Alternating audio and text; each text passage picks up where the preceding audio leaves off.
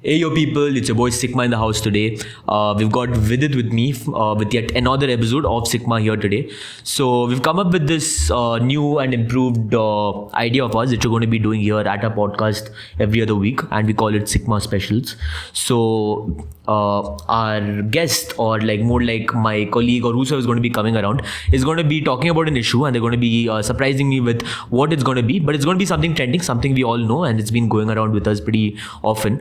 So Vidit, tell me, what is it that you want to talk to me about on the set of Sickma here today? What is it that's hit global headlines, but it's something that I am unaware of at the moment? Is it something that's good news? Is it bad news? Is it something funny? What is it that we're going to be talking about today? So unfortunately and very sadly, we're going to be talking about something which is very known to the people of India, and I'm pretty sure even worldwide who follow news, is about the rape case that recently occurred in Kolkata. She finished her dinner, then she wanted to get some rest. The medical college did not have an on-call room, so she tried the seminar room, and that's where horror struck. A civic volunteer brutally raped and murdered her. She had injuries all over her body. Even her eyes and mouth were bleeding, and her neck bone was broken. And don't forget where all of this happened, inside a medical college. The police have apprehended the killer. The college principal has been transferred to a different campus. Transferred, not terminated. But this controversy does not end here, because it reveals a larger problem, the problem of our broken medical system. And I think it's one of the most disgusting, sexual assault or sexual violence against women or anyone in general is very horrific. And it just boils my blood. I literally feel like killing the person who did it in any case. But this in specific went to another level. And the amount of, I cannot even put up the words right now, but the amount of madness that is happening around it, I just cannot understand it. And what is even more shameful is that we're discussing this a day after the Independence Day, which is even more sad and unfortunate, because after 78 years, we have still not reached a stage where we can give like very harsh punishments to these monsters. And those of you, I'm pretty sure most of you who are seeing this are following the case, so you're very well aware about the details. So I don't want to get into very specifics, but you know how horrific this crime was. So it occurred with a doctor in a medical hospital in Kolkata, and it happened in the night. What is more horrific about this is, so first of all, it's suspected to be a gang rape because the details suggest that. And what is more horrific is that the guy who did it, the main accused, he committed the crime, and he goes to the police barracks at the night because he's somehow connected to the cops. So he goes to the police barracks and he sleeps there, and he's only arrested the next day. And right now what is happening is there are protests all over the country, especially in Kolkata. Yesterday more than 2 lakh people gathered. But yesterday what also happened, and this is like a complete breakdown of law and order, is that a mob full of, I don't know who were they were probably goons, of course. They just ransacked the entire hospital, and especially the ward where this crime was committed. I don't know what the fuck those cops were doing, even when you know that there is a law and order situation across the country, when you know it's a very sensitive zone, and you know that because this is being handed over to CBI, you have to preserve your evidences, especially in this case, so that there is death penalty to give like strong evidence, right? True. And they've just ransacked the entire hospital, and there is renovation going on. The dean, the main guy who was the head of the hospital, he resigned and he got a job somewhere else while this happened. And so it's just complete breakdown of law and order, and I cannot even describe in words that these cases keep happening. I don't know till when will we keep doing this. So, and the cops and officials are coming out to state that we did not do anything wrong in middle of all of this. Like, was there really nothing you could have done during this mob attack that took place and vandalizing the entire evidence? Well, to be very honest, like to all the viewers out here, I have stopped following up with a lot of these cases which include crime till a degree of sexual harassment or assault of any level, because it's pretty terrifying to me. Like at an honest point, it's very terrifying to me. When the Nirbhaya case happened, when I tried doing my research, I was definitely an aspiring journalist at that point. We were kids back then. We were kids back then. Yeah, and to just listen, so when the Nirbhaya case happened, I didn't even know what. I'll be very honest, I didn't even know what it was, what happened with her. True. It's only later that I realized, and how insensitive was. And the fact that growing up, when I started understanding how this world works and the crimes that take place, it was too much for me to process. And I was like, things like this happen as well in the country. And it's pretty awful. That's the day I started realizing there are good and bad people in the world. So since then, I stopped following it up. But every time I open my social media, all I see is this. Everyone's story has it, right? Yeah, because this is not anymore about like men, women. It's become like it's just evil. I mean, True. Again, I don't want to mention the details because I don't want to, everybody already knows about it. So I don't want to like keep emphasizing it again and again. True. And be disrespectful. But it's evil. It's like, it's not even human. It's inhuman to do this. True. And as I said in the beginning of the episode, that sexual crime of any sort is horrific. But specifically in this case, the degree to which is gone till, and the audacity to go and sleep after that. I mean, you can know the mindset of the person that he was very sure that he'll get away with this. True. And if the things are going as it is going right now, he might as well get away with this. And so my question to you is, if you were in place of the administration, and I know this will sound like a very vague answer because we are not lawyers, we don't know that much about the law, but we do have like basic knowledge about it. But if you were in charge, what would your suggestions be to deal with such people? Very honestly, it's not that I haven't thought about it. The second all these stories started coming out, all the protests and all happened, I am not a violent man. I do not endorse any sort of violence or hurtful play to anyone, and I don't wish that upon anyone. But I still remember a case that happened in Hyderabad. It was again the doctor. It was around a year and a half back. It was a doctor. I'm gonna try keeping names out of anything and everything. Although the names did come out, but I'm just gonna like avoid it at the moment. But apparently, the end solution of that whole case was that the people who were responsible for any of the assaults that were made were immediately shot down. So, as an official, if I was in the spot, it is instant death. There is no negotiating. There is nothing about it. Because I know how cutthroat the legal side of matters go in this country, right? We're talking about a population of billion, right? It's not even about like just 1,000 or 2,000 people anymore.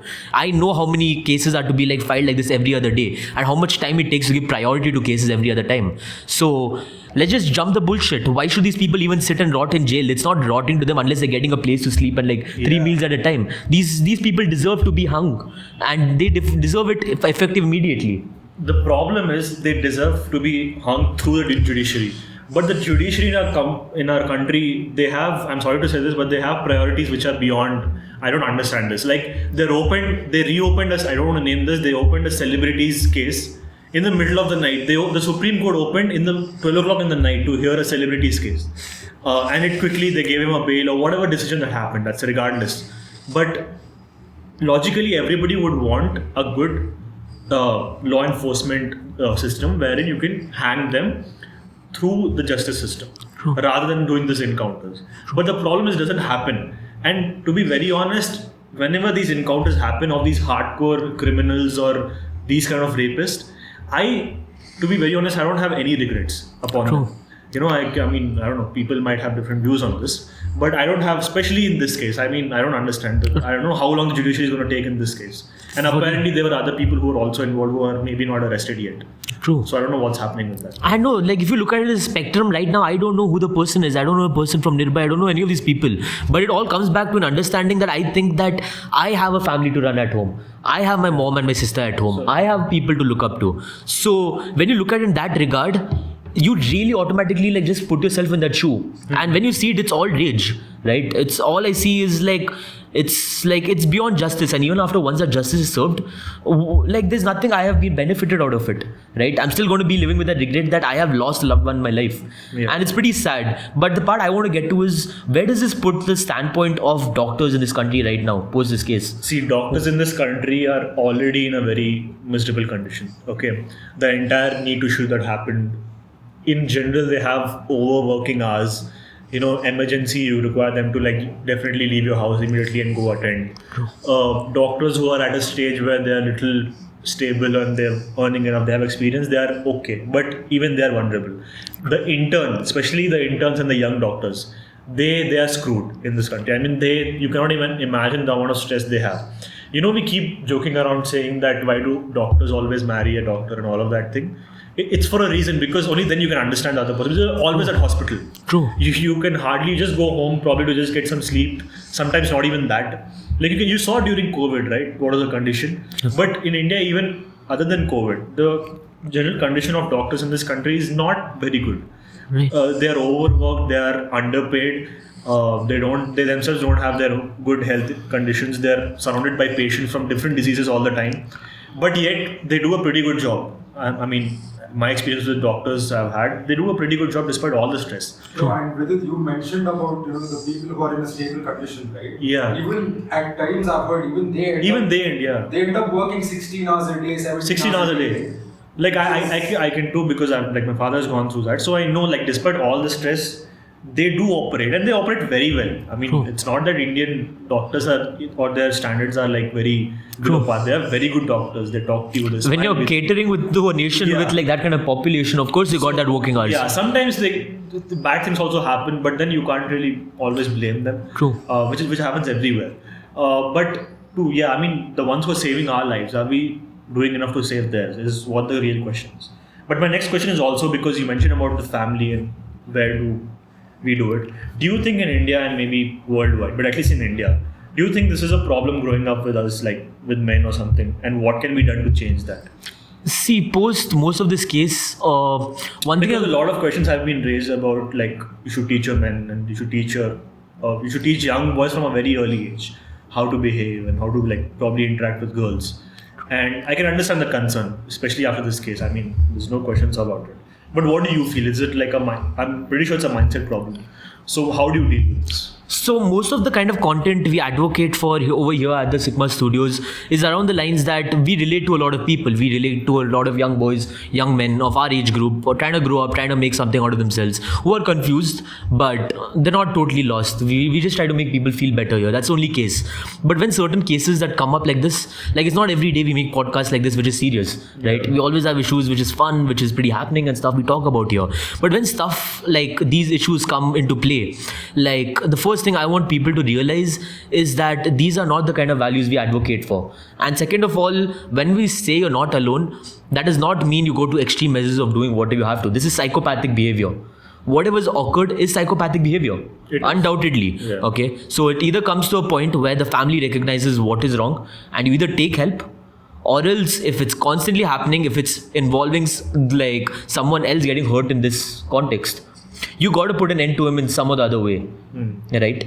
Like if it's going to a case that's happened recently, like it's not, it doesn't make sense. And second of all, what is taking a toll is men's credibility as a whole in this country because of certain cases like this, right? Like I genuinely want to like tell to all the women out there that not all men are like that. There are people who genuinely care for you, who genuinely want your safety out on the road. And the problem is we keep saying this again and again, but some of the other psychopath like this occurs and we're back to square one. True. So we can't even blame the women for questioning us like that because they're going through like hell literally at this point. I can understand women are confused. I can totally understand they're confused. But the thing is, it's not a man or woman problem right now. It's not a man or woman problem. It's a good guy and bad guy problem.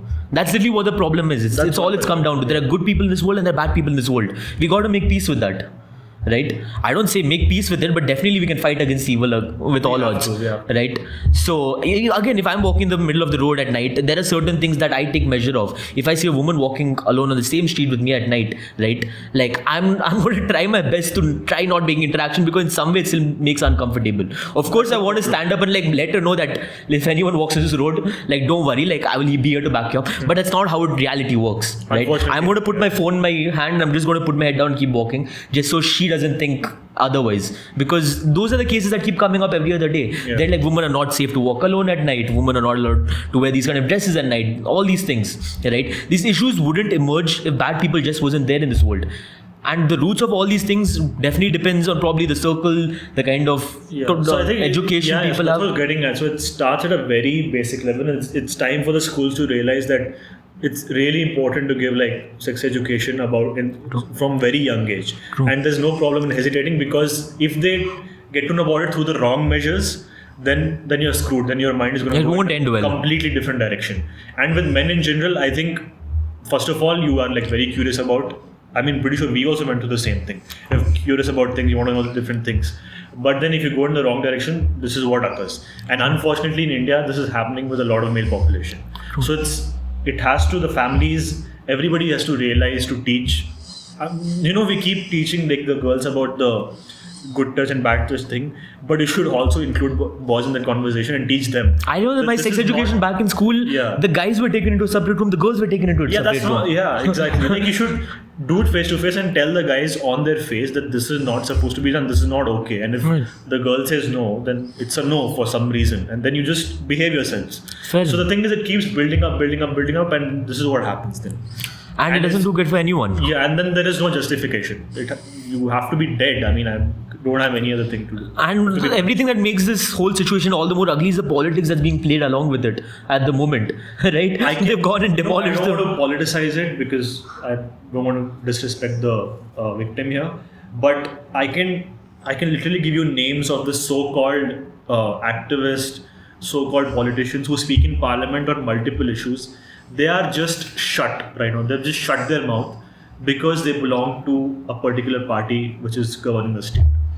I don't want to say more than this, it's pretty understood, but you should be ashamed of it. I mean, they speak about women issues so loudly, which is a good thing. I mean, you should. And they put their words out very well. But where are you? Why can't you demand a special session in the parliament right now and address this issue?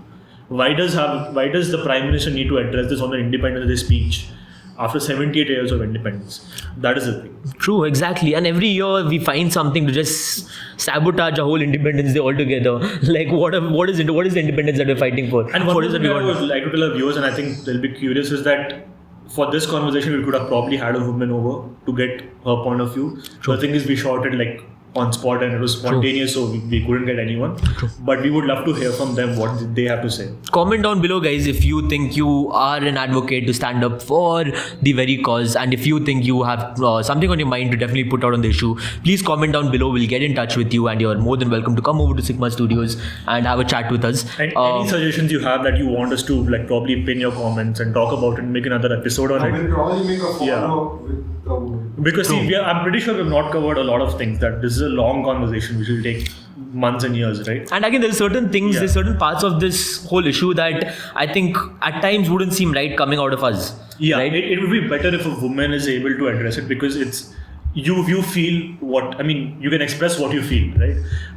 You can do it way better than us. We have a reach from where it comes from. We know why we're angry. Where is the point of view that you guys stand from? That is all you want to know. Through it right now, it's better you guys express. So if a point of view would but we are doing our bit because we speak on a lot of issues, but this was our responsibility even as men to make sure we stand up for you and we raise a voice, where it's needed the most. True. So that was our intention through this podcast, and we hope that we engage with you more productively on this. And we will have a follow-up podcast with this, definitely with a woman as our co-guest over 100%. Here, and we will definitely have Ved himself to be an advocate and a legal route of how the whole system works and where it is that we are going wrong and what did we miss out on internally. Yeah. But before going, just to end the episode, right? I just want to ask, what is the one change what you would like in terms of the law of this country when dealing with such cases? So I'll start first. I would want a special unit. let it be as a ministry, I don't care. Let it be as a as a special parliamentary committee. You can name it whatever you want. I'm not the legal person here, but it has to deal with violent sexual crimes. It has to focus only on that. And you can have cops, you can have lawyers under it, you can have different stakeholders, you can even have former bureaucrats under this. Deal with only violent sexual crimes. You could even set up a separate court just for this. Separate court just for this, but prioritize this and make this as a separate thing, as a legal department which is official on the books. Because otherwise, it's just going to go all over the place like it's going right now, and it's not going to end up anywhere. Yeah, and we don't want the best solution to give justice. Like, we don't want encounters to be that solution. True. Like, we need some proper legal thing. Yeah. Like, I get it, okay, fine. Like, obviously, I think encounters are the only way. Encounters happen because there's no other option. Yeah, there's no other option. So You can't wait 10 years for such a guy to get justice. Like, see, till a certain extent, I understand. Like, I am also going to advocate for things that have been false accusations that have also taken place, which is why I understand why the legal doubt can't be disregarded, right? But when there's certain cases which has been so well proved, and you can see something is wrong with the way things went down, it's at this point it's pretty obvious that Exactly. we know what the crime is, we know the location, we know what's happened, we know what's being played behind all of it. We know where the evidence is, who is involved at this point. It's so open. It's all out there in the open. It's so open because of the media, and yet you have a mob which is literally breaking. Like, are you joking? Like, what is happening? Like, the first thing that should happen is you should seal the entire thing. True. Let at least 100, 200 minimum cops be on the spot to protect the evidence spot. No, and Vedanth, as you said about doing the false accusations and all, if we have a separate, court just for this and the whole body has been said. Yeah. Those include cases like that as well. Even the false accusation cases will It get won't solved happen. faster. This True. way you'll not have innocent people like rotting in the jail.